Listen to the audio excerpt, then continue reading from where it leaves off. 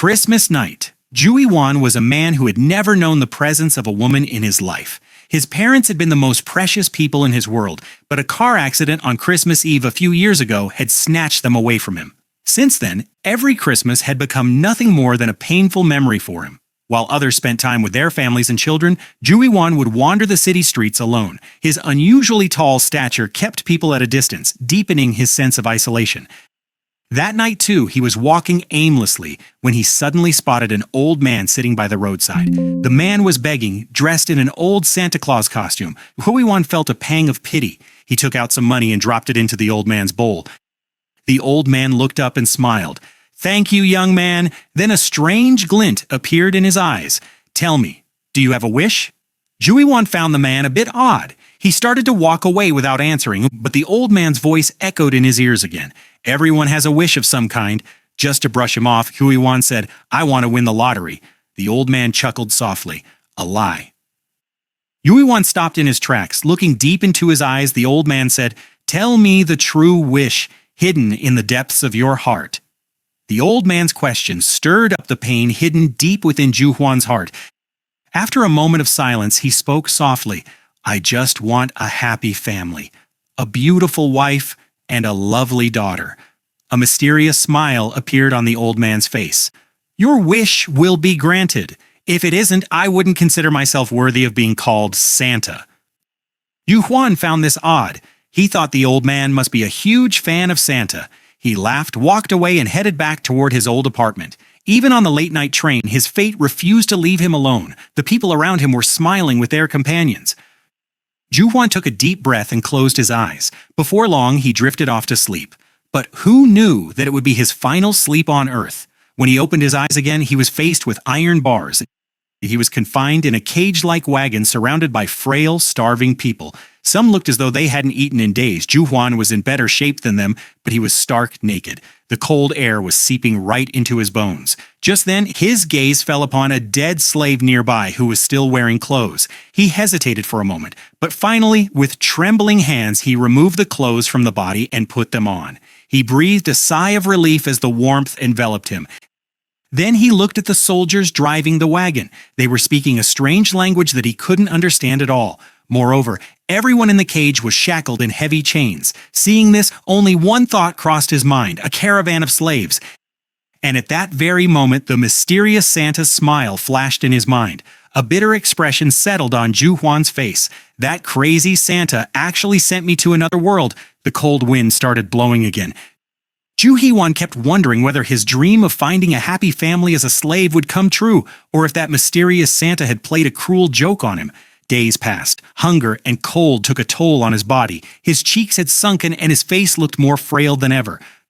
Finally, one day, the caravan stopped at a village. The soldiers lined up all the slaves so the villagers could buy them. A tiny flicker of hope ignited within Ju Wan. At the very least, once sold, he would get regular meals.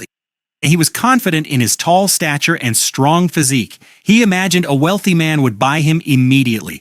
But reality was cruel. People came, inspected the slaves, and bought them. Yet no one even glanced his way. One village, 2 villages, 3 villages. Gradually, all the slaves who had accompanied him were sold off. In the end, only Ju Wan remained. His last shred of hope was shattered. Deep down, he began to curse the Santa who had shown him the dream of a happy life. That night, as the caravan moved on, Ju Wan quietly picked up a sharp thorn lying on the ground. He could no longer bear the pain. The thorn moved slowly toward his neck. Just then, a shadow stopped right in front of him. Ju Wan's hand froze. He lifted his head, and for a moment his breath caught in his throat. An incredibly beautiful woman stood before him. Moonlight fell upon her face, making her appear like a vision from a dream or an angel. The woman gently extended her hand. In her palm lay a small piece of bread. In that moment, Ju Wan felt that all the feasts in the world paled in comparison to that piece of bread. He took the flatbread with trembling hands and began eating hurriedly. The woman was saying something. Her voice was gentle. Yet Ju Wan could not understand a single word. They spoke languages from different worlds, and yet, for the first time in days, he felt that perhaps there was someone in this strange world who cared about him.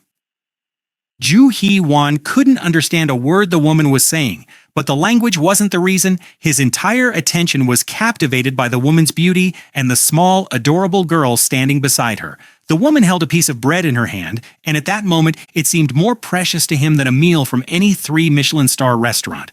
A short while ago, inside a dilapidated wooden house, the woman was having dinner with her young daughter. Food was scarce. The woman gave her own portion to the child, but the girl held half the bread back out to her.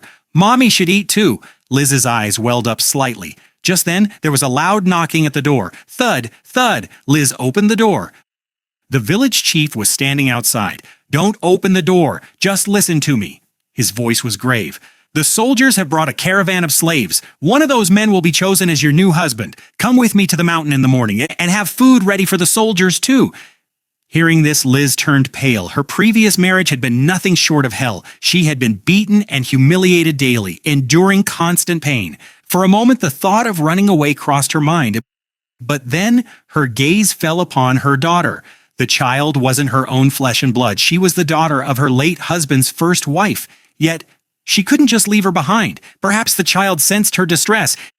She ran over and wrapped her small arms around Liz in a hug. At that moment, tears streamed down Liz's face. She tucked the child into bed and gazed at her for a long time. The child didn't even have a name yet. And that was precisely what frightened her the most. If the new husband turned out to be just like the first one, her life might well become a nightmare all over again. Liz was reminded of her past, of the time her father had sold her for nothing more than a rabbit skin. A man living in the mountains had bought her. As soon as she arrived at his home, he began to beat her. From that day on, her life was filled with constant abuse and pain. Had that little girl not come into her life, she might have broken down long ago. Then one day, her husband went hunting and never returned. Later, the village headman revealed that a wild animal had killed him. His body was never even found. Upon hearing this news, Liz breathed a sigh of relief for the first time. She believed her nightmare had finally ended, but now it seemed as though a new nightmare was knocking at her door. Liz felt a sense of relief upon hearing the news of her husband's death, but her happiness was short-lived. In this world, a woman held no standing without a husband. Yet, thinking of her daughter, she resolved to face her fate once more. The next morning, she baked some bread and went out to the soldiers. Her heart shuddered the moment she laid eyes on the wagon carrying the slaves. A man was about to take his own life by driving a sharp spike into his neck. The sight reopened old wounds. There had been a time when she, too, had contemplated doing the very same thing. Without a moment's hesitation, Liz rushed toward him and stopped him. As she drew closer, she noticed the man's sunken cheeks, disheveled hair, and the despair lurking in his eyes. Silently, she held out a piece of her bread to him. But before she could say a word, the village chief arrived. He ordered Liz to return to her hut and took charge of the slave trading himself. Liz and the little girl cast one last glance at the man before walking away. They had no idea that the man was Ju Huan. Ju Huan stared at the bread in his hand for a long moment. Only a short while ago, he had wanted to die, and now a stranger had given him a reason to live. His entire focus was on the bread, yet he could not bring himself to take even a single bite. The soldiers dragged him out. Soon, he was kneeling before the village chief alongside 2 other slaves. Armed soldiers stood guard all around them. Just then, a soldier stepped forward. He drew a knife and made a shallow cut on each of their arms. A few drops of blood were dripped onto 2 special sheets of paper. The very next instant, the papers began to glow with a soft blue light. Ju Huan's eyes widened. He had never seen a sight like this before. Magic? Countless questions began to swirl in his mind. What kind of world had he ended up in? A world where humans were enslaved and sold, and where mysterious contracts that glowed with the color of blood existed. Once the contract was finalized, a soldier leaned in and whispered something into the village chief's ear. The chief nodded silently. Then his gaze fell upon Ju Huan. He began to walk slowly toward him, as if a significant decision had already been made. Meanwhile, Liz returned to the hut with her daughter. A short while later, a village woman arrived with rations to last them several days. Smiling, she said, "Your new husband doesn't speak our language. You'll face some communication difficulties at first." Liz remained silent. Anxiety was still clearly visible on her face. Seeing this, the woman tried to reassure her.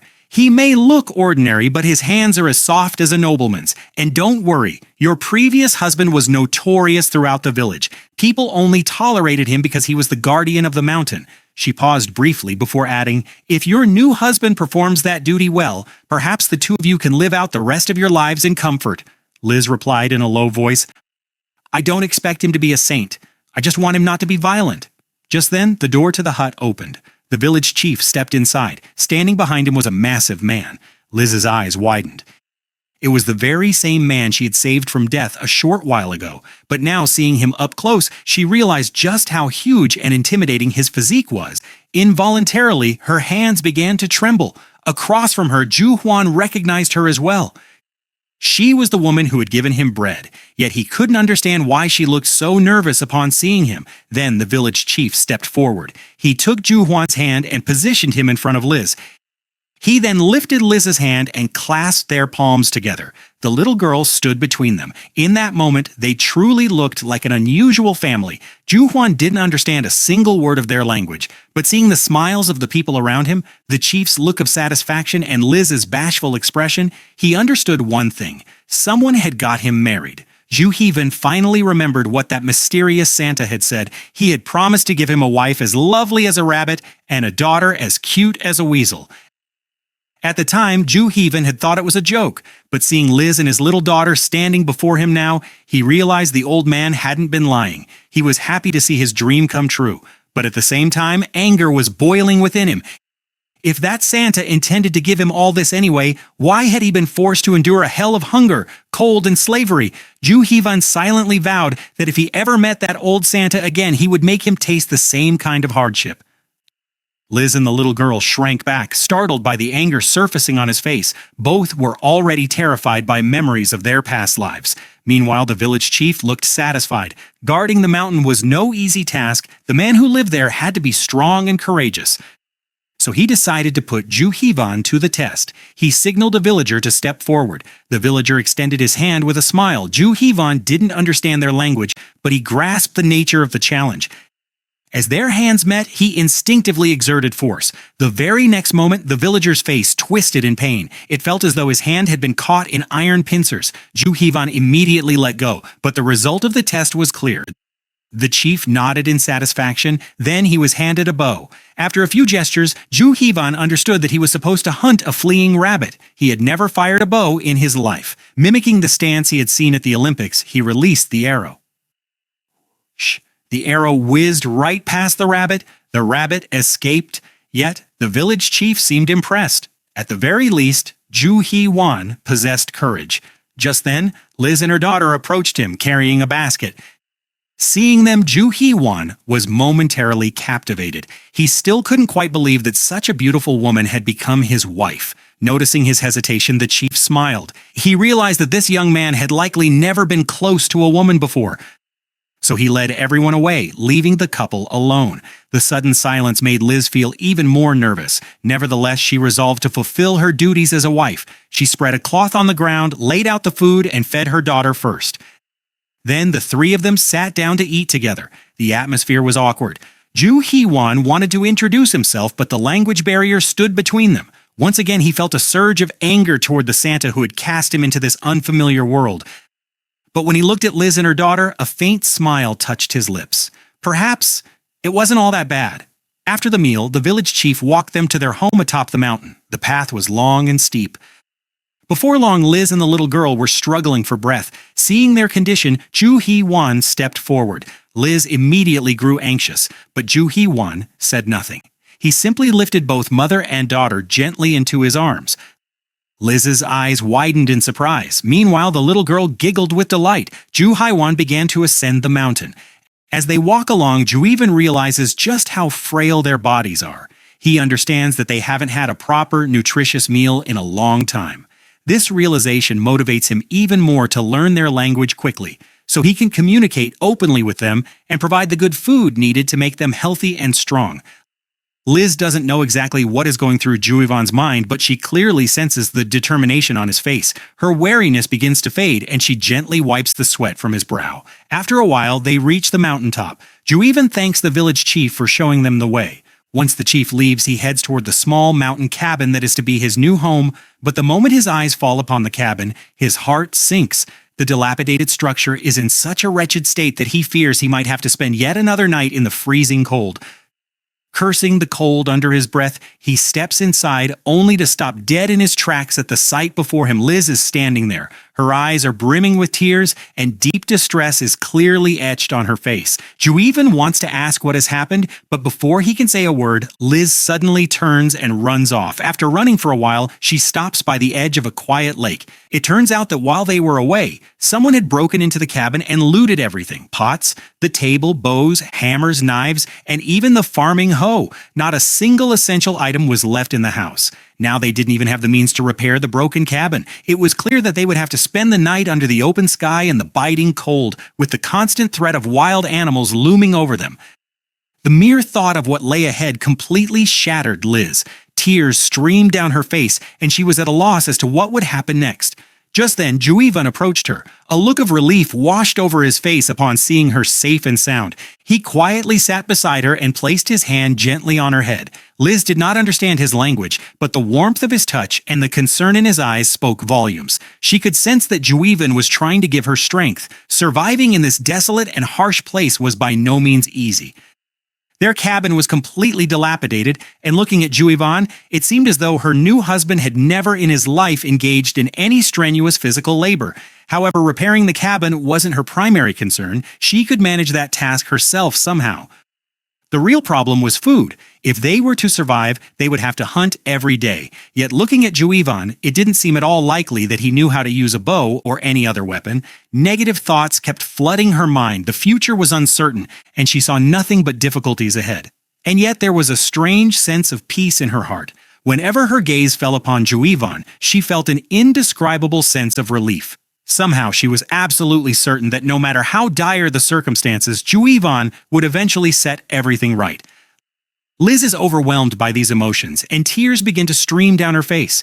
Meanwhile, Juivan slowly begins to open up about his heart's deepest feelings. He reveals that he lost his parents at a very young age in his own world. There was a time when the entire world seemed hopeless and cruel to him, yet he never gave up. He kept moving forward, facing every hardship along the way. Today he is glad he didn't lose heart, for had he broken down back then, he might never have met Liz. That is why he had made a silent vow to himself. He would protect Liz and her daughter at all costs. He would provide them with a life where they lacked nothing essential and could always remain safe and happy. Liz could not understand a single word he said, as they spoke different languages. Yet the sincerity of his heart was evident in his face and demeanor, far more than words could convey. She could sense that Juivan truly cared for her and her daughter. This realization dispels the last traces of hesitation in her heart. The very next moment, she steps forward and embraces Juivan tightly, releasing all the fear, pain, and emotions she had kept bottled up inside along with her tears. But just then, the little girl sees her mother bathed in tears. In her innocence, she immediately jumps to the wrong conclusion. She thinks Juivan has hurt her mother, just as her previous father had. Determined to protect her mother, she rushes over without a moment's hesitation, stands in front of Liz, and tries to pull her away from Juivan, but Juivan doesn't stop her. Instead, he gently pulls her toward himself and embraces her as well. Juivan doesn't yet know who the child's biological father was, or why Liz bought her and brought her home, but there is one thing he knows with absolute certainty. These two are now his family. In that moment, he makes a firm resolve in his heart to become the best husband and the best father in the world. No matter what, he will give Liz and her daughter a life where they lack nothing and where tears never fall from their eyes again. The family returns to the cabin. As they step inside, an awkward silence settles over them. No one speaks. Having shed tears in front of one another just moments ago, they are unsure of how to break the ice. Finally, Juivan decides to break the silence. He introduces himself by slowly stating his name. Knowing they do not understand Korean, he enunciates each word clearly and deliberately so they can grasp it. Fortunately, both Liz and the little girl are quick to understand. They immediately catch his name correctly. Juivan then smiles, gestures toward them, and invites them to introduce themselves as well. Liz goes first, stating her name and teaching him the correct pronunciation. Juivan compliments her name, then smiles at the little girl and asks her to share her name too. However, the little girl simply stands there in silence, her head bowed. With a look of sadness, Liz explains that her late husband never gave their daughter a name, and after his death, their lives became so fraught with hardship that she, too, never found the opportunity to name her child. Juiwan is astonished to hear this. He finds it hard to believe that a child could live without a name. Right then, he decides to name her himself. He considers several options, but ultimately chooses the name Dorothy. It was the name of the protagonist from The Wizard of Oz, one of his favorite stories from childhood. The little girl loves her new name. For the first time, genuine happiness shines in her eyes. Smiling, she thanks Juivan for giving her such a lovely name. Juivan smiles back, happy to see her joy. Silently, he vows that her life, too, will be filled with happiness and hope, just like Dorothy's in the books. As evening falls, Juivan is outside chopping thick logs for the fireplace. Standing a short distance away, Liz watches him quietly. Her mind keeps replaying the events of the day. She softly murmurs Juivan's name. It isn't a name from her own language, yet it sounds incredibly pleasant to her ears. This thought sparks a new question in her mind. Who exactly is Juivan? And where has he come from? Ever since she could remember, every man who had entered her life had brought her nothing but pain. First her father, and then her husband. That is why she cannot fathom why Juivan is treating her and her daughter with such kindness. Meanwhile, while chopping wood, Juivan spots her standing in the distance. He smiles, waves at her, and calls out her name affectionately. Liz snaps out of her reverie and for the first time looks at him closely. She notices that Juivan has black hair and black eyes, just like the hero in a story she had heard a while back. According to that story, a fierce war was raging in a kingdom far away. To save their world, the people there had summoned a great hero from another realm, and that hero, too, had black hair and black eyes. For a fleeting moment, a strange hope stirs within Liz. Could Juivan be that very hero? But the very next instant, she smiles at the thought, dismissing it. If he were truly a great hero, how could he be living as a slave in this dilapidated village? Just then, Juivan approaches her. Now seeing him up close, she realizes that his eyes and hair are not black, but dark brown. Liz breathes a sigh of relief. So he is just an ordinary person. Yes, he was certainly a bit taller and different from the others, but ultimately he was just an ordinary man. With this thought, the illusion in her mind shatters, but at the same time, her cheeks flush a soft pink. She herself cannot fathom how she came to imagine so much about a stranger. Juivan finds the mix of emotions playing across Liz's face utterly endearing. Smiling, he gently strokes her head.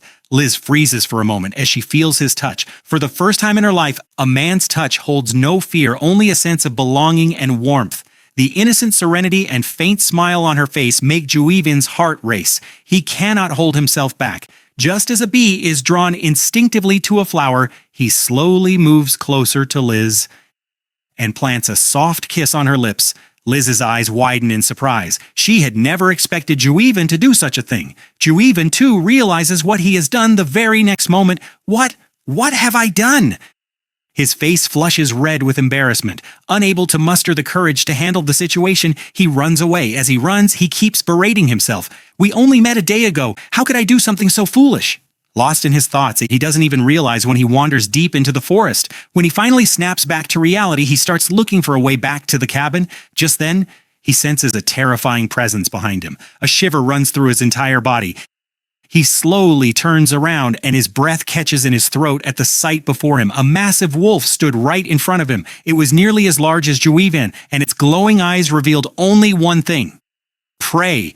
Juivan's throat goes dry. He is torn. Should he run or stand his ground and risk his life? Finally, he picks up a thick piece of wood lying on the ground and readies himself for the fight. Meanwhile, the wolf is also crouched, poised to attack. The very next moment, it lunges at Juivan with lightning speed. Juivan holds the wood up in front of him like a shield. The wolf's sharp teeth sink into the wood. Seizing the opportunity, Juivan delivers a powerful punch to its face. The wolf growls in pain, but the next instant, in a fit of rage, it bites down on the wood so hard that it snaps in two. Now Juivan is left with no means of defense. He tries to take the initiative and attack, but the wolf proves to be even faster. It clamps its jaws directly onto his wrist. Its sharp teeth tear through his skin, leaving a deep wound. Juivan recoils, screaming in pain. It feels as though his entire arm is burning in fire, but when he looks at his hand, his eyes widen in astonishment. Flames are actually erupting from his wound. How is this possible? Was this magic? A newfound confidence suddenly surges within him. The wolf, too, is frightened by the mysterious flames and begins to retreat, but this time Juivan gives it no chance to escape. He charges toward it, his fist wreathed in flames, punch after punch, each blow more powerful than the last. The wolf howls continuously in pain, but Juivan does not stop until it collapses to the ground completely lifeless. As the wolf dies, Juivan too sits down on the ground exhausted. He looks at his hand, panting. The hand that had been engulfed in flames just moments ago now appeared completely normal. No burn marks, no wounds, even the deep gash on his wrist had vanished entirely. Juivan couldn't fathom how he had managed to use magic without any training. Memories of the fantasy novels he had read in his past life came flooding back. Filled with excitement, he tried casting various spells: Fireball, Firestorm, Firewall. He even attempted a famous magical spell he recalled, but nothing happened. After several attempts, he gave up. He became convinced that there must be a specific way to wield magic in this world, something he would have to learn. But one thing was now crystal clear. He truly possessed magical power, and now his primary goal was to gain full control over that power as quickly as possible, because only then could he become a better hunter, and if the need arose, heal his small family. After all, there was no doctor on this desolate mountain to help them. Juivan clenches his fist tightly. In that very moment, he makes a vow to himself. He will become stronger than ever before, strong enough to protect his small family at any cost and to give them the life they deserve. He never wants to be called cursed again, to be the person people claim brought nothing but death wherever he went. As these thoughts cross his mind, painful memories of his childhood come flooding back. After his parents died, no relative was willing to take him in. Only his grandfather had given him a home, but perhaps even that was not meant to be. Not long after, his grandfather also passed away. Afterward, his cousins heaped all the blame on him. They would beat him mercilessly, calling him cursed, an omen of bad luck and a harbinger of death. They believed that anyone who cared for him was destined to die. Juivan takes a deep breath and shakes off those painful memories. He didn't have time to get lost in the past right now. He needed to quickly dispose of the dead wolf. If the scent of its blood spread through the forest, other ferocious predators might be drawn to the spot. He hoists the entire wolf onto his shoulders and walks with heavy steps toward his small cabin on the mountain. He knew the wolf's meat could feed his family for days. Meanwhile, inside the cabin, Liz and Dorothy were preparing dinner. Suddenly, Dorothy glances toward the window. She spots a massive wolf outside, seemingly staring right at them. Terrified, she lets out a scream and bursts into tears. Upon hearing her daughter's voice, Liz grabs a knife from the kitchen without a moment's hesitation. Trembling, she moves toward the window. But the very next moment, her eyes widen in astonishment. It wasn't a live wolf, it was Juivan. Returning home with a dead wolf slung over his shoulders, seeing him, Liz breathes a sigh of relief, but then her gaze falls upon the wounds on Juivan's face and clothes. Her heart begins to pound. Without delay, she rushes outside toward him. She instantly realizes that Juivan has just come from an incredibly dangerous fight. Otherwise, his body wouldn't bear so many marks. Juivan smiles and tries to convey through gestures that there is no cause for concern. They were just minor scratches. And he is completely fine now. Liz doesn't understand his language, but her eyes understand everything. The very next moment, she steps forward and embraces Juivan tightly. For a moment, Juivan is completely stunned. He hadn't expected Liz to hug him herself. Just then, little Dorothy comes running and clings to his legs. She keeps saying something in her innocent way. Even though Juivan doesn't understand the words, the worry hidden in her eyes is clearly visible. Juivan smiles. He realizes that both of them were truly worried about him. This realization touches his heart. But at the same time, he feels a twinge of sadness because he had promised himself that he would never let tears fill their eyes again. That promise didn't even last a single day. The next morning, once things had quieted down, Juivan set about preparing the wolf. He first skinned it and then began carefully separating the meat from the bones. He had watched his grandfather perform this task many times during his childhood. His grandfather loved raising animals and would often butcher and prepare them himself for special occasions. Because of this, Juivan knew the basic technique, but once he started doing it himself, he realized it wasn't nearly as easy as it looked. Still, no matter the difficulty, he had to do this to feed his family.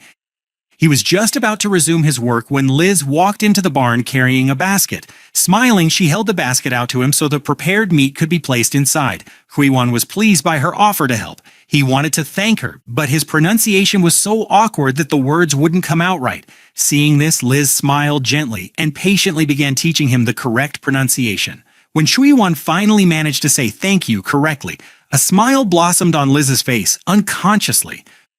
For perhaps the first time in her life, someone had thanked her from the bottom of their heart. In that moment, she realized she had shared so many firsts in her life with Huiwan. The first time someone respected her, the first time someone thanked her, and the first time someone kissed her with love. This thought sparked a new question in her mind. Was this Huiwan's first kiss too? Or had there been someone else in his life before? As soon as this thought crosses her mind, she feels a slight pang of jealousy. She herself doesn't understand why she is feeling this way. For a moment, her thoughts begin to wander, but she takes a deep breath and composes herself. This was not the time to get lost in daydreams. She still had to help Huiwan and put all the meat into the basket.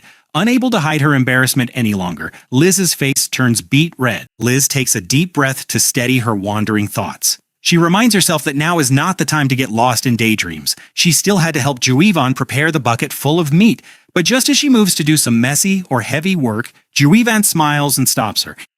He starts doing all the difficult work himself. Seeing this, Liz becomes even more confused. In her world, such tasks always fell to women, but Juivan was doing it all without hesitation, as if it were the most natural thing in the world for him. She couldn't understand why this man was so different. Meanwhile, Juivan slowly moves closer to her. His face comes right up to hers. Liz's heart begins to race. Only one thought crosses her mind. Is he going to kiss me again? At that thought, her eyes close instinctively. But the very next moment, instead of her lips, Juivan plants a gentle kiss on her forehead. Liz immediately opens her eyes. She feels a tinge of embarrassment at her own expectation. She had been thinking that perhaps this time he would kiss her on the lips. Juivan instantly notices the bashfulness on her face. He smiles faintly and leans towards her once more. This time, Liz stubbornly keeps her eyes open. She thinks Juivan might be about to tease her again, but that doesn't happen. He gently places a small, tender kiss on her lips. For a moment, Liz is completely taken aback. She hadn't expected Juivan to actually do it. Her face turns red with embarrassment. Just then, she catches sight of Dorothy. A wave of nervousness washes over her. What if she saw us? The mere thought makes her feel even more embarrassed, and the very next moment, she rushes out of the barn in a panic, looking just like a cartoon character. As soon as Liz leaves, Dorothy feels it is now her responsibility to help Juiwan. She begins to help in whatever way she can with her tiny hands. Although she isn't able to do much, Juiwan still smiles and thanks her sincerely. Hearing that was enough to bring a lovely smile to the little girl's face. Juiwan picks up the bucket filled with meat and enters the main cabin. His expression changes the moment he steps inside. A pungent stench of rotting hides permeates the entire room. At first, he doesn't understand why Liz is drying animal hides right inside her living quarters. But when he watches her carefully cleaning them, he realizes just how valuable these hides are to her. In that moment, he also becomes aware of his own naivety. There were still so many things about this world that he knew absolutely nothing about. Things that were considered common and cheap in his previous world were proving to be incredibly valuable here. Juhiwan realizes that if he truly wants to live in this world, simply being strong won't be enough. He also needs to learn about local trade, the value of goods and financial transactions. Otherwise, a cunning merchant could easily take advantage of him someday. Meanwhile, Liz sets about salting the meat to preserve it for the long term. Seeing this, Juhiwan thinks it would be better to head into the forest and get some more work done rather than sitting idle. But just as he starts to leave, Liz stops him. Concern is clearly visible on her face. She is afraid that Juhiwan might get injured again.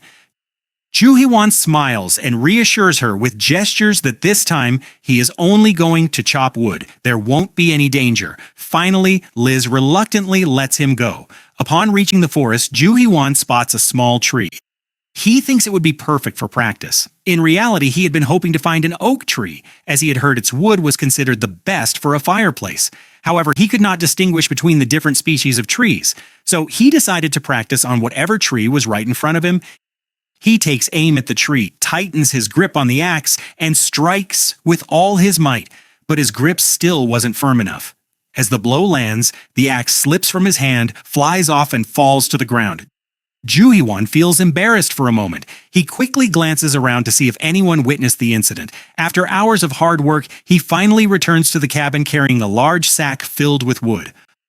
Although he had promised Liz he wouldn't hurt himself this time, practicing with the axe was no easy task. His hands kept slipping, leaving his body covered in minor scratches and wounds. Seeing him in that state, Liz becomes worried and immediately sets about cleaning his wounds and applying ointment. Dorothy wants to help too. She takes some water from a jar and innocently sprinkles it on Ju Hee-won, hoping to make him feel a bit better. Even though half the water spills onto the ground during her attempt, Ju Hee-won understands her sweet gesture. He smiles and gently strokes her head, and Dorothy beams with happiness. Once the wounds are tended to, the three of them sit down at the dining table. Today Liz serves meat from the very wolf Ju Hee-won had hunted the previous evening. After many days, the family finally had the chance to eat their fill of meat.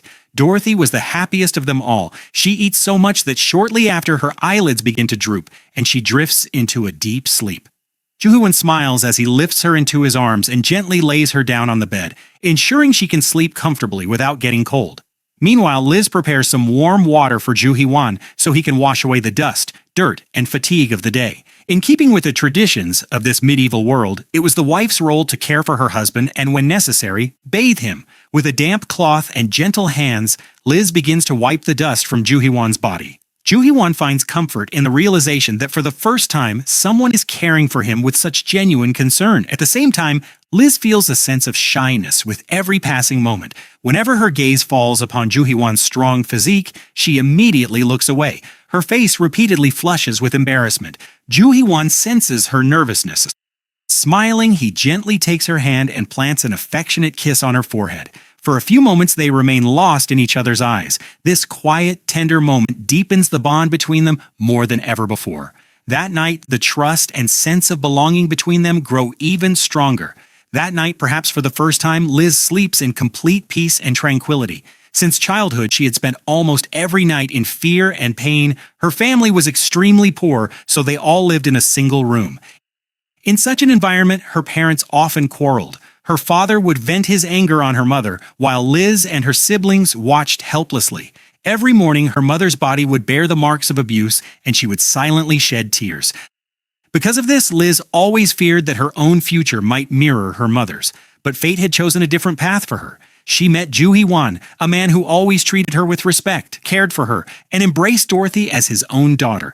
To him, Liz was nothing less than a queen, and Dorothy was his little princess.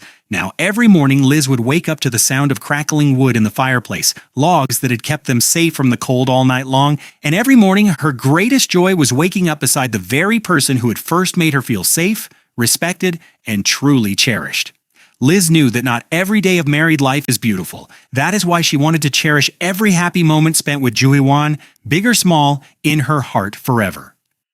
The next morning, while the rest of the cabin was still deep in slumber, Liz quietly rose from her bed and set about her daily chores. She had no desire to leave the warmth and comfort of Ju Hee-won's embrace, yet she knew that household responsibilities awaited her.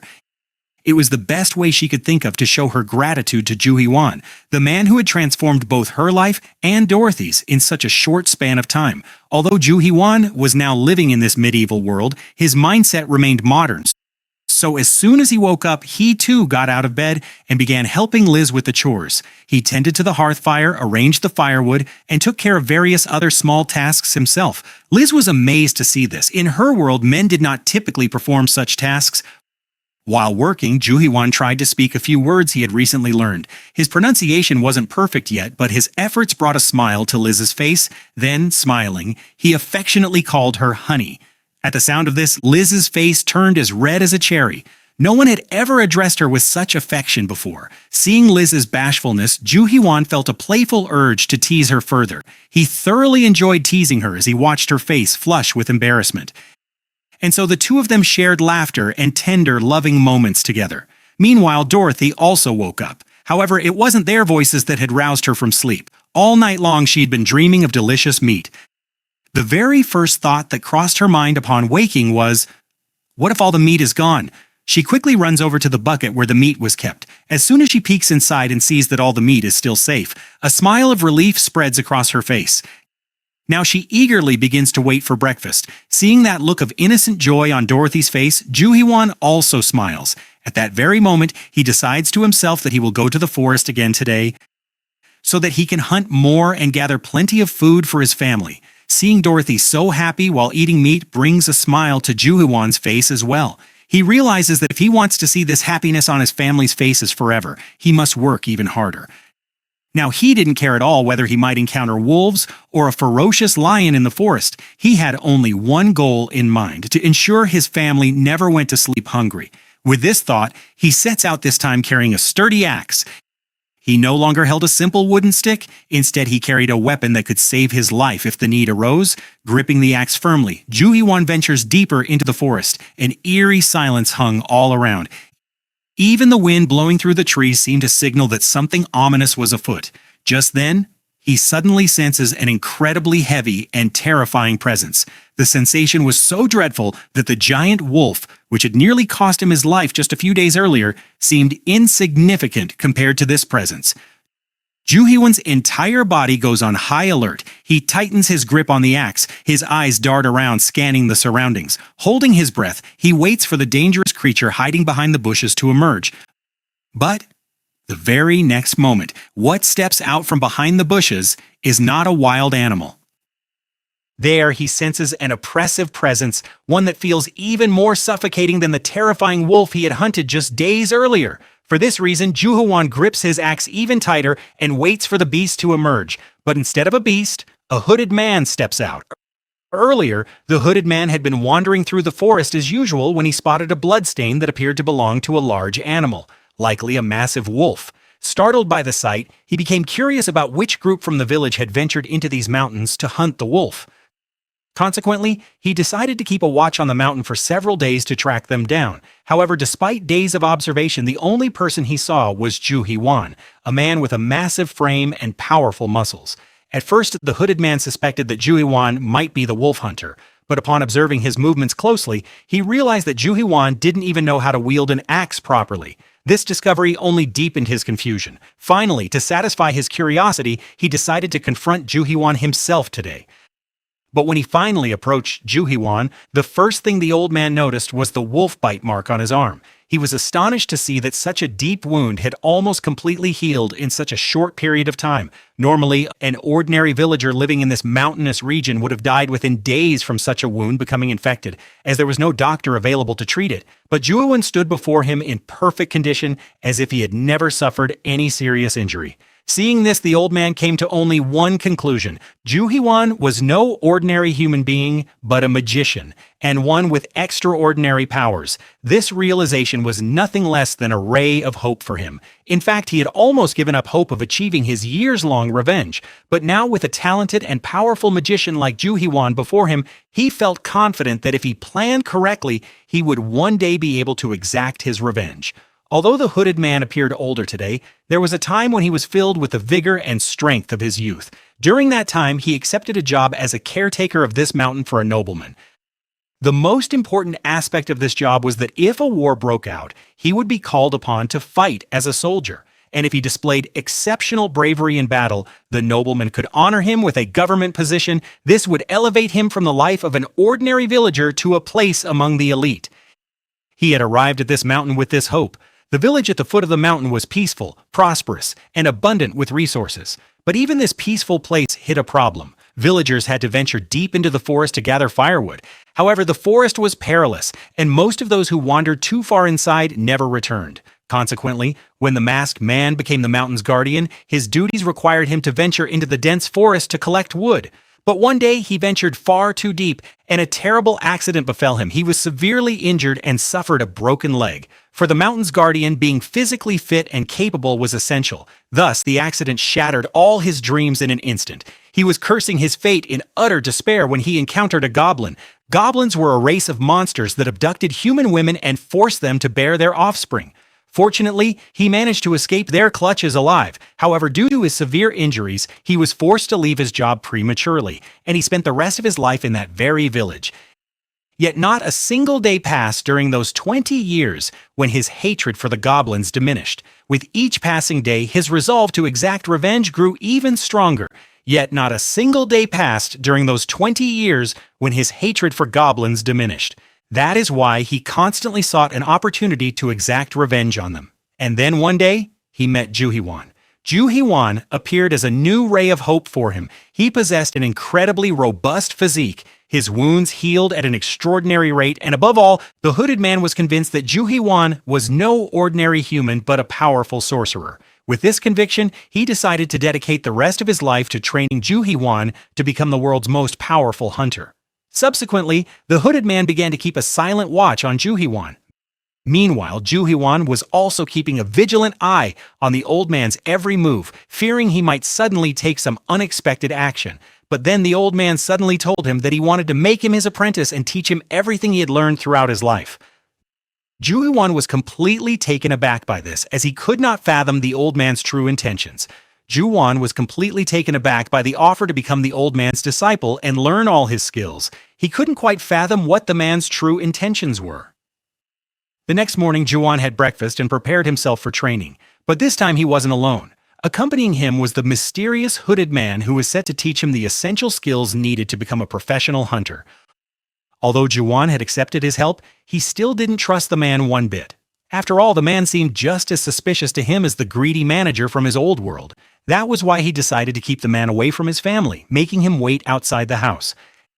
As Juhiwan got ready to leave, Liz lovingly packed him a lunch, knowing he wouldn't be back home for quite some time. After packing his bag, Juhiwan said goodbye to Liz and Dorothy, and both of them smiled as they saw him off. To others, this might have been an ordinary, everyday occurrence, but for Juhiwan, the moment was incredibly special. He still found it hard to believe that he had found such a beautiful, affectionate family. He considered himself truly fortunate. That was precisely why he was stepping out, to train and become even stronger for the sake of his family. The hooded man was unaware of the true motivation behind Juhiwan's drive, but seeing such a strong determination to learn within him, he felt deeply satisfied. For the time being, the old man did not want to tell Juhiwan anything about the goblins. He intended to keep this secret until the contract between them was fulfilled. Once the agreement was sealed, Juhiwan would not be able to back out of accompanying him, even if the mere mention of goblins terrified him. Afterward, the old man led Juhiwan deeper into the forest and instructed him to mimic his movements exactly.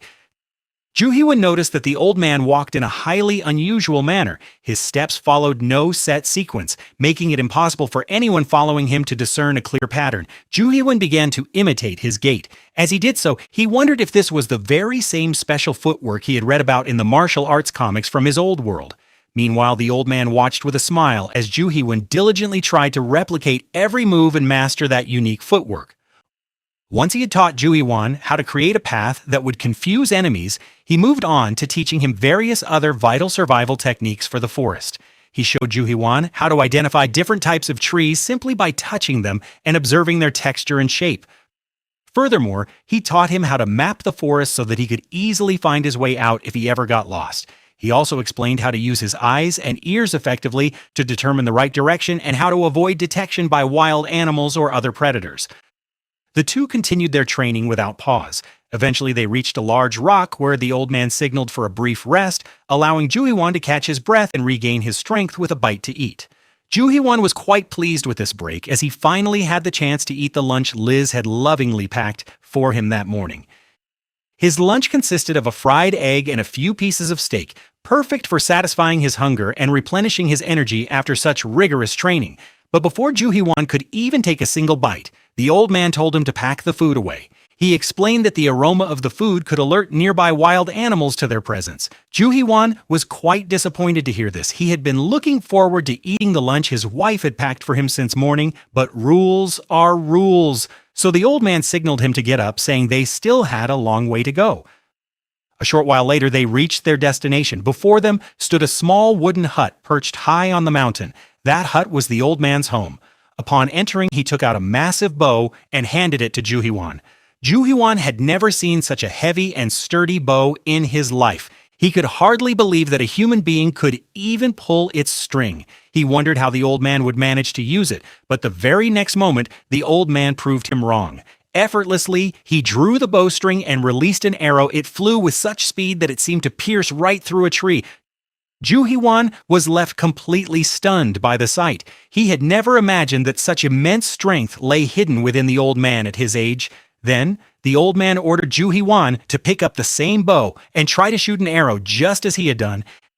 However, Ju Hee-won had never handled such a heavy bow before, so shooting an arrow correctly was far from easy for him. The old man showed no signs of impatience. He patiently corrected Ju Hee-won's posture and taught him the proper technique, rectifying every mistake, big or small, along the way. With every correction, Ju Hee-won learned something new and his archery technique steadily improved. Although he had never undergone archery training before, his ability to learn was remarkable. In no time, he began to master the skill rapidly. Meanwhile, just as Ju Hee-won was fully engrossed in his training with the hooded old man, Dorothy woke up in a panic, startled by a terrifying nightmare from her childhood. The old fear resurfaced, the dread that Liz and Ju Hee-won might one day leave her all alone just as her biological parents had abandoned her. Upon waking, she rushed anxiously to find Liz, but Liz was nowhere to be seen. Seeing this, her fear deepened. She began to wonder if they had truly left her behind. That is when Dorothy's eyes fall upon the meat. She rushes towards it in a panic, only to find, upon reaching it, that the meat is still safely inside the bucket. Seeing this brings her some relief, yet her anxiety about Liz remains. Suddenly, loud voices are heard from outside. Dorothy immediately goes to the window and peers out. She sees 3 village men surrounding Liz, arguing with her and harassing her. At the sight of them, Dorothy's face turns pale with fear. She recognized the 3 of them all too well. They were the very associates of her biological father, who used to vent their rage on both her and Liz. Fearing that they might harm Liz again, Dorothy wanted to help her, but her fear was so paralyzing that she felt rooted to the spot, unable to do a thing. Dorothy instantly recognizes those men. They were the very associates of her real father who used to vent their rage on both her and Liz. Seeing them fills her with the fear that they might start assaulting Liz as well. She wants to step forward to help Liz, but the fear gripping her heart prevents her from moving even a single step. Outside, Liz keeps trying to convince the 3 men that she hasn't stolen anything from anyone. She insists that all the food was obtained by her husband through his own hunting, but the 3 men refuse to believe a word she says. Instead, they begin to humiliate her, calling her an ill-omened witch and holding her responsible for the death of her previous husband. They accuse Liz, now that she is married to someone else, of stealing food and intending to lead her new husband to his death as well. Liz repeatedly tries to reason with them, but her words fall on deaf ears. They shove her aside, barge into the house without permission, and begin searching everywhere.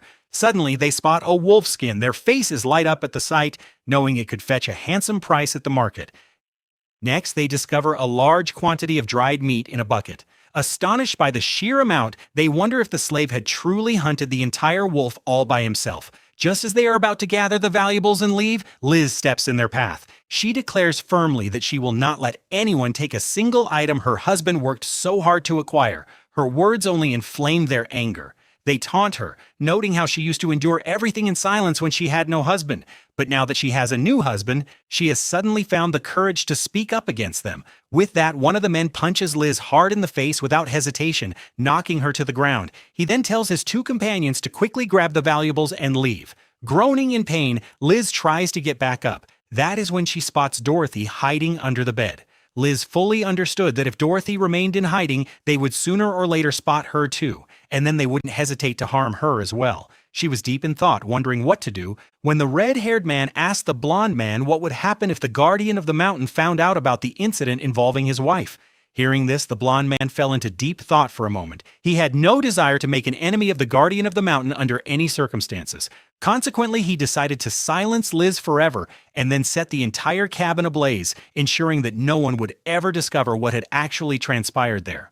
The other 2 men smiled upon hearing this. They realized they had been afraid for no reason. After all, the guardian of the mountain could not even understand their language. That was why, in their view, Liz would never be able to reveal the truth to him, and he would remain completely unaware of the incident. Meanwhile, cowering beneath the bed, Dorothy witnessed the entire scene unfold before her eyes. Paralyzed by fear, she could do nothing but watch helplessly as those ruthless men forcibly dragged her mother away. As soon as they left, Dorothy scrambled out from under the bed and called out Ju Hee-won's name with all her might. She hoped that her voice might reach him and that he would return to rescue Liz.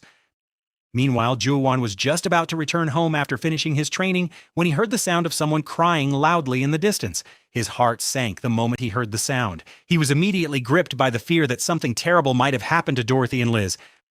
Without wasting a single moment, Juwan sprinted towards his home at full speed. On the way, he encountered the three men who were forcibly dragging Dorothy away. Seeing this scene, Juhwan's anger spiraled out of control. He lunged at the three men like a wounded wild beast. First, he landed a powerful punch on the red-haired man's face. The blow was so forceful that the man collapsed unconscious. Next, Juhwan immediately turned towards the heavyset man and struck his face with a powerful knee blow, shattering his nose. The blonde-haired man, whose name was Lindsay, proved to be the quickest of the lot. He immediately tried to land a punch from the side, but Juhwan nimbly dodged the attack, grabbed him, slammed him to the ground, and delivered a powerful punch to his face. He stopped abruptly after that, realizing that in his rage, he had begun to behave like a wild animal. However, Lindsay tried to take advantage of this hesitation. The moment Juhwan's attention wavered, he grabbed a nearby sickle and lunged to attack him. Juhwan, however, reacted just in time. Before the sickle could reach his neck, he firmly seized Lindsay's arm. He was on the verge of breaking the man's arm when the old man stopped him. He reminded Juhwan that his daughter was witnessing everything and was trembling with fear. Upon hearing this, Juhwan seemed to regain his senses. He was suddenly seized by a fear unlike any he had felt, not even when facing that ferocious wolf. Juhwan slowly turned to look at Liz. His only fear was that she, too, might have become afraid of him. The fierce madness that had been visible in his eyes just moments ago was now replaced by deep regret and pain. It seemed as though tears might well up in his eyes at any moment. Liz couldn't lie to him and say she hadn't been scared at all. After all, she had witnessed Juhwan pounce on those people like an uncontrollable wild beast. That scene had reminded her of her first husband, who used to become violent in exactly the same way when angry. At that thought, fear gripped her for a moment. She wondered what she would do if Juhwan ever treated her the same way in the future. But as she looked closely into Juhwan's eyes, she saw not anger, but the fear of losing his family and a deep concern for their safety. In that instant, all of Liz's misunderstandings vanished. She became convinced that no matter how difficult the circumstances, Juhwan would always protect them without a thought for his own life. Her fear had been nothing but an illusion. With this realization, Liz gently took Juhwan's hand and placed it against her cheek so she could feel the warmth of his touch. In that touch, she sensed Juhwan's genuine kindness and affection. Overcome with emotion, she thanked him for protecting them from all the evils of the world. The very next moment, Juhwan gathered Liz into his arms and she embraced him back with complete trust. However, this emotional moment was short-lived. Just then, their eyes fell upon Dorothy, and they realized they had completely overlooked their daughter's condition. They immediately pulled apart and rushed toward Dorothy. She was terrified. The violence she had just witnessed had reopened old wounds. Memories of her cruel father, who used to brutally beat both her and her mother every day, came flooding back. When Dorothy saw those three bad men assaulting Liz, she was terrified. She feared that if she stepped out, they would start beating her too. That is why she couldn't muster the courage to help Liz and remained hidden under the bed. Dorothy began to apologize to Liz through her tears. She was afraid that Liz might hate her for not helping and might even leave her. Hearing this, Liz was deeply moved. Without a moment's delay, she gathered Dorothy into her arms. Hugging her tightly, Liz lovingly told her that she hadn't done anything wrong. Moreover, she explained that she was proud of Dorothy for acting sensibly and hiding in a safe place the moment she sensed danger. Liz's words eased the burden on Dorothy's mind, though fear was still clearly visible on her face. Then Liz gently reassured her that she no longer needed to be afraid of anything because her father would always protect her. Hearing this, Dorothy was confused. She innocently reminded Liz that her father had died in the mountains, so how could he possibly protect her? Liz smiled softly at Dorothy's innocent remark. She then lovingly explained that she wasn't referring to her former cruel father, but to Juhwan. Dorothy couldn't quite grasp how Juhwan could be her father. Liz explained that she was now her stepmother, and since Juhwan was her husband, he was Dorothy's stepfather as well. Upon hearing this, Dorothy's eyes lit up with joy. She could hardly believe that Juhwan was now her new father. In her eyes, Juhwan was the best person in the world. He was not only tall, strong, and brave, but also incredibly kind. Dorothy had never even dreamed that, after losing her first cruel father, she would find a father as wonderful and handsome as Juhwan. Brimming with joy, she immediately ran out of her room and called out to Ju Hee-won with great excitement, "Daddy!" Ju Hee-won didn't quite understand what Dorothy was saying, but he sensed that her words had something to do with Papa. So when Dorothy ran up, hugged him tightly, and refused to let go, he smiled and held her close against his chest. In that moment, Ju Hee-won felt the kind of happiness only a father can experience upon receiving his daughter's affection. He was just about to lift her into his arms when he noticed a strange odor. He quickly realized that Dorothy had likely wet herself out of fear and nervousness. However, he didn't want to spoil this beautiful moment in any way. So without saying a word, he lovingly picked her up and let her cling to him for as long as she wished. Soon, Liz joined them. The three of them stood together, savoring this peaceful moment of reunion after so long. But then Dorothy's gaze fell upon the robbers and the bucket of meat lying near them. It all came rushing back to her. In a flash, she darted over like a rabbit and pounced on the bucket. She quickly opened the lid and anxiously checked it to see if all the meat was intact. When she saw that the meat was perfectly safe, joy returned to her face and she beamed with relief. Standing a short distance away, Ju Hee-won and Liz cannot suppress their laughter upon seeing Dorothy's reaction. They realize that in this world there is nothing Dorothy loves more than meat. Seeing this brings a smile to Ju Hee-won's face as well. Right then, he resolves that no matter how much effort it takes, he will hunt even more animals. He wants to ensure that Dorothy can eat her fill of meat every day and never feel the lack of anything. But before that, there was another important task at hand, dealing with those three bandits. He tells Liz to take Dorothy inside the house, while he alone begins to approach the unconscious bandits. However, just as he is about to reach them, the old hunter stops him.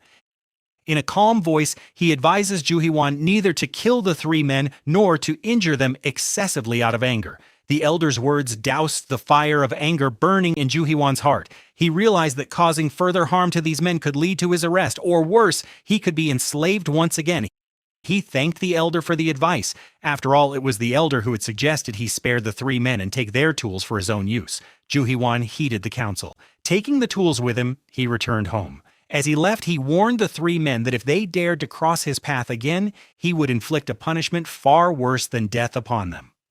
Later that night, once the commotion had settled, Ju Hee-won attempted to heal Liz's injuries using his healing magic. He had succeeded when he fought the wolf previously, but this time he wasn't entirely sure if the method would work. However, Ju Hee-won was astonished by the result. All the injuries on Liz's face vanished completely within mere seconds. Elated by this success, Ju Hee-won took Liz to the bedroom so he could enjoy the company of his beautiful wife throughout the night.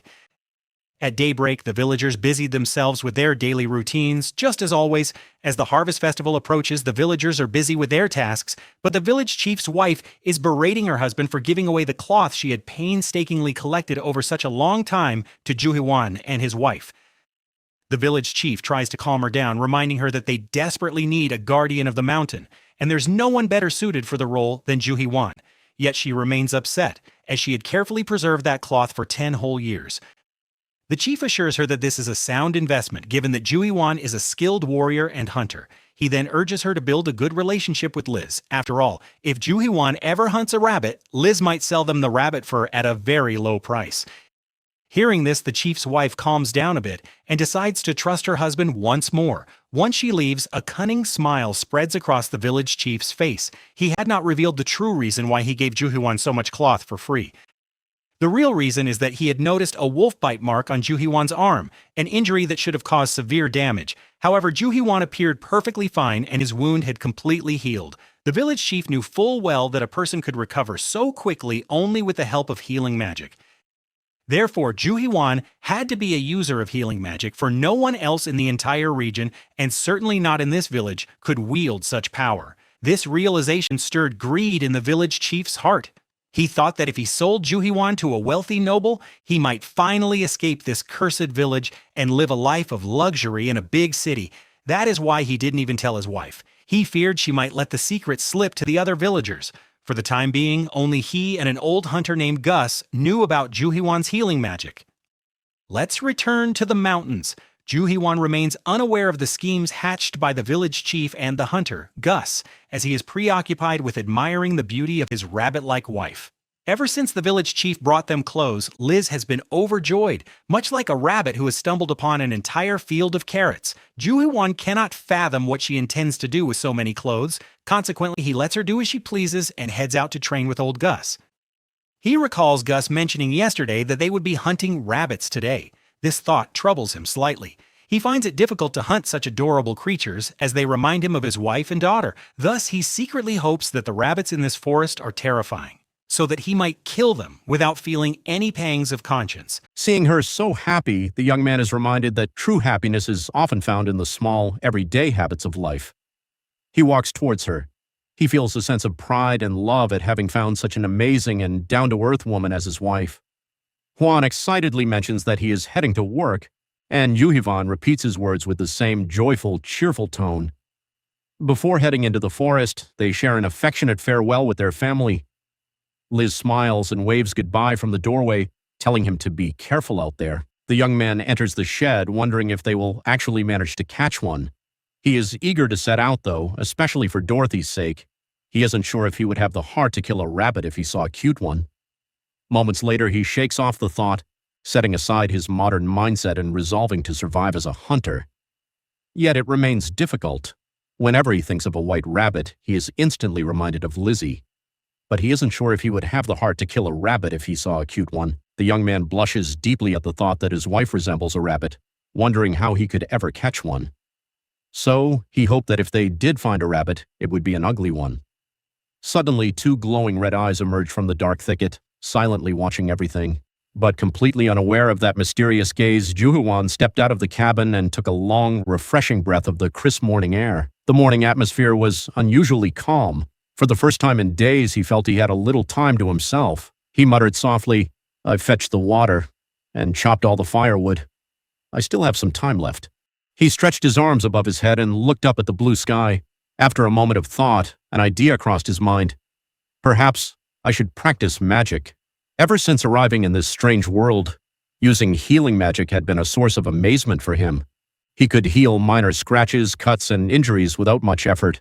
But there was one type of magic that remained far beyond his reach: fire magic. Gazing at his palms, Ju-hwan said to himself, "Healing injuries and scratches has become easy now, yet I still can't conjure even the tiniest spark of fire." As this thought crossed his mind, his thoughts involuntarily drifted back to that terrifying night. That very night, when his life had hung in the balance before a wolf. In that moment, staring death right in the face, fire had suddenly erupted from within him. But how had it happened? Was it merely a coincidence? Or was there a secret hidden behind that fire? Something Yuen knew nothing about yet. Ju-hwan stood perfectly still for a while. The same question kept echoing in his mind. That day, how exactly did it happen? He crossed his arms and sank deep into thought. Was it because it was a life-or-death situation? Was I able to use fire magic only because I was utterly desperate at that moment? That explanation seemed plausible to him. He took a deep breath, closed his eyes, and focused on the mysterious energy flowing through his body. He wanted to recapture that same sensation, the one that had awakened within him during the battle with that wolf. A few moments later, he slowly extended his hand and whispered, "Fire." But nothing happened. A profound silence hung in the air. No flame ignited. Not even the tiniest spark appeared. Yuen looked at his empty hand and let out a soft sigh. "It's all right. I'm not disappointed. I didn't have high hopes anyway." He tried to reassure himself, yet a lingering trace of disappointment remained in a corner of his heart. If he had truly mastered fire magic, how happy Dorothy would have been to see it. After all, what was there to healing magic? It had no flash, no explosion, no roaring flames, and nothing spectacular enough to make anyone's heart race. In Dorothy's eyes, healing magic had always been a bit dull. Ju-hwan smiled to himself. If only I could show her fire magic just once. But perhaps that wish, too, was destined to remain unfulfilled. Just then, snap! Suddenly a faint crackling sound was heard. Ju-hwan's gaze instantly darted to his palm. Hovering just above his palm, a tiny golden spark was flickering. Her eyes widened in surprise. That tiny spark slowly turned into a small flame. The tiny flame burning on Yuen's palm was smaller even than the flame of an ordinary lighter. He gazed at it silently for a few seconds. Then a soft sigh escaped his lips. "This is a bit disappointing." The flame flickered gently above his palm. He had managed to conjure fire, after all, but it was so small that anyone seeing it would mistake it for a mere spark. Just as he was lost in thought, the cabin door slowly opened. Dorothy stepped out, rubbing her sleepy eyes. It looked as though she had just woken from a deep slumber. At first, nothing seemed unusual to her, but as her blurry vision cleared, she stopped dead in her tracks. Her eyes widened in astonishment, and her mouth fell open. "Teddy, fire is coming out of your hand!" In an instant, all traces of sleep vanished from her face. She was wide awake now. Bouncing with excitement, she pointed toward Yuan's palm. "Papa, you're using fire magic!" Yuan spoke with a slightly sheepish smile. "Dorothy, stand back a little." But the little girl didn't seem to hear him at all. Her sparkling eyes were fixed on that tiny flame. To her, it seemed like the most amazing sight in the world. Her face lit up with excitement. "I have to tell Mom!" Saying this, she dashed toward the cabin without wasting a moment. As she ran, her joyful voice echoed through the house. "Mom! Mom! Papa is using fire magic!" Seeing Dorothy's innocent joy, Juhuan couldn't help but smile. That tiny flame, which he had until now considered useless and disheartening, had filled Dorothy's eyes with a glow akin to a miracle.